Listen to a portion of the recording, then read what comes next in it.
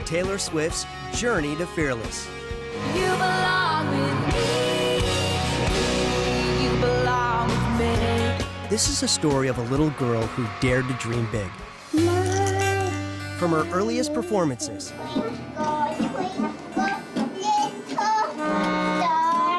and we do mean early, to her first big break. That was my first huge crowd experience. Then I was addicted. And the challenges along the way. And I went through periods of time where I didn't have friends. That was tough as a mom to hear the shunning. She didn't know it then, but even as a kid, Taylor Swift was fearless. Hi, I'm Taylor. I'm 11. I want a record deal. If you give me a call, that would be awesome. We'll show you everything that went into making Fearless happen and share with you the inspiration behind some of your favorite songs. It was a song about a breakup that I had to really address. Come on the road with Taylor for her first headlining tour. Spend the next 3 nights backstage, on stage, and around the world for Taylor Swift's Journey to Fearless.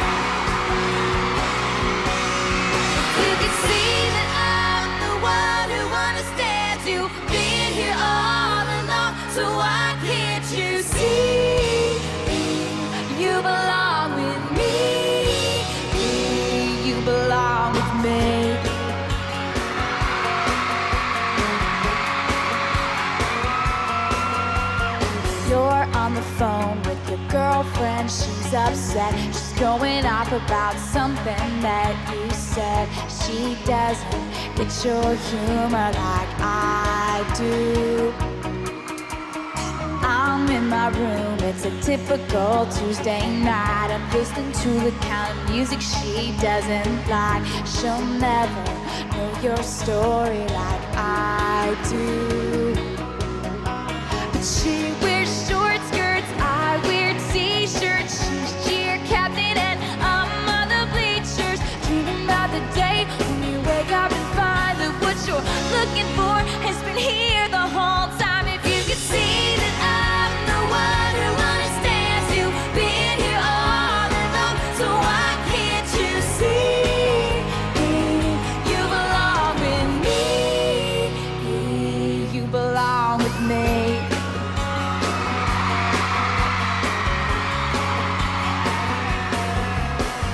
Walking the streets with you in your worn-out jeans, can't help thinking this is how it ought to be. Laughing on a park bench, thinking to myself, hey, isn't this easy? You've got a smile that can light up this whole town. I haven't seen it in a while since she brought you down. You say you're fine, I know you better than that. Hey, what you doing with a girl like that? She wears high heels, I wear sneakers. She's cheer captain and I'm on the bleachers, dreaming about the day when you wake up and find that what you're looking for has been here the whole time. If you could see that I'm the one who understands you, been here all along, so why can't you see? You belong with me.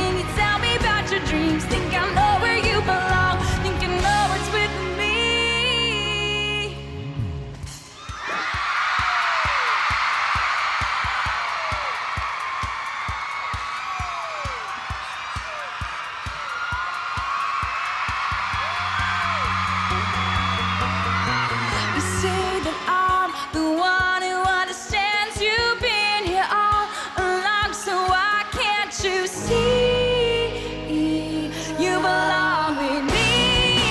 Yeah. Standing by you, waiting at your back door all this time. How could you not know, baby? You belong with me. You belong with me. You belong with me.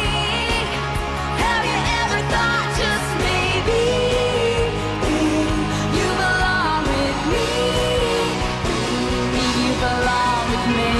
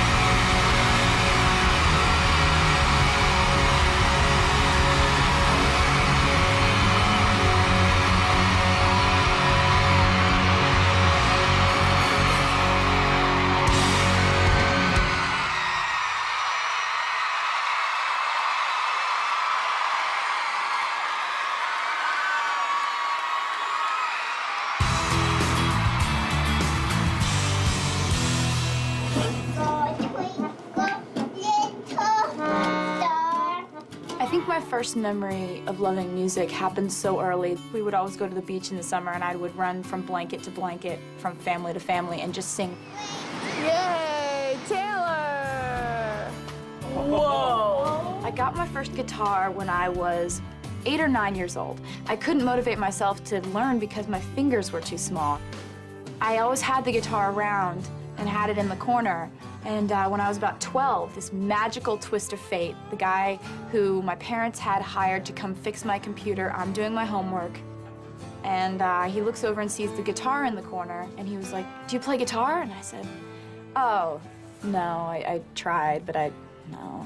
He said, "Do you want me to teach you a few chords?" And I was like, "Yeah, yes." That was that. I was just relentless about wanting to play all the time.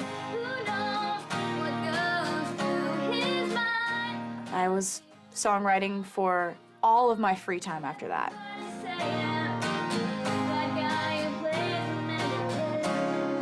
I think the first full song that I ever wrote was called Lucky You, and it was about this girl who dares to be different. At that time, that was sort of, describing herself. I got teased a lot, and I got made fun of a lot, and I, went through periods of time where I didn't have friends. Because all the other little girls were going to sleepovers and playing soccer, and Taylor wanted to sing on a stage, and that was a little bit different.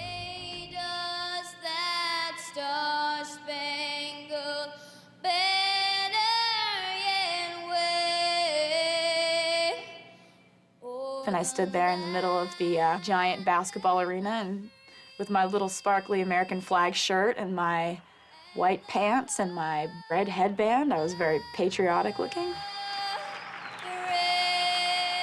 I don't think I had ever been that nervous in my life. Once again, Taylor Swift. They would do a write-up in the local paper, causing a not-so-fun day for me the next day at school.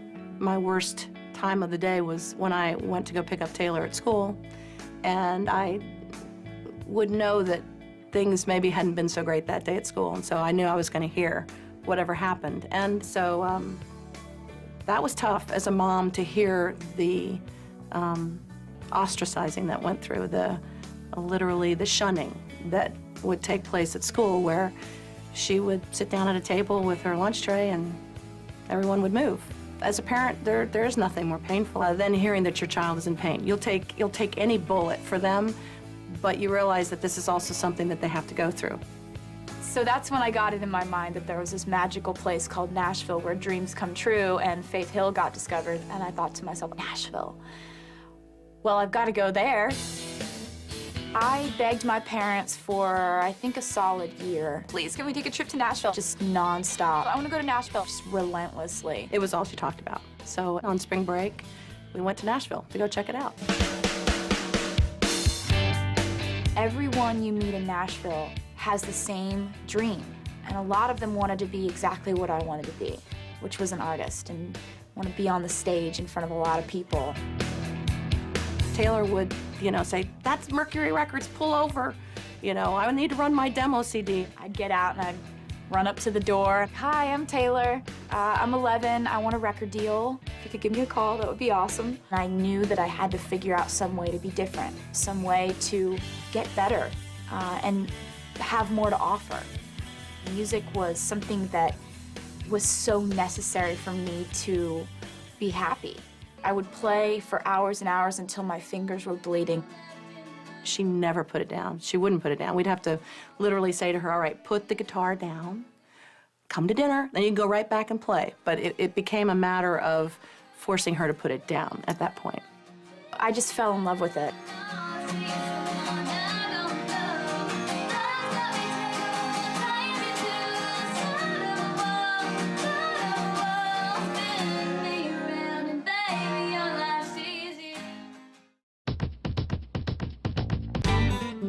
We decided to move to Nashville when Taylor had actually been offered a development deal. At that point, we knew we weren't just proud parents and that maybe we should put her in the area where she could make the most of it. When I was 13, I landed a meeting with a record label in town, RCA. They gave me a development deal, which is basically like, "We believe in you, kind of. We're gonna watch you." It's not like, "You're making an album now." Taylor and I would go in there sometimes once a week with new songs that she had written. They would look at us and say, "Well, it's getting a little closer." They weren't saying, "Yes, that's a great song, let's put it on a record." At the end of the year, they had a chance to either sign me or watch me for another year without commitment. They looked at us and said, "You know what, we're not ready to offer a record deal." I did something that you don't usually do in Nashville when you have an in with a record label. I walked away because I had a feeling that I was not going to be able to record my own music that I'd written. Looked at her sort of panic-stricken, like, "This is a major record label. You don't get that every day. Are you sure you want to walk away from this?" And she said, "Absolutely." I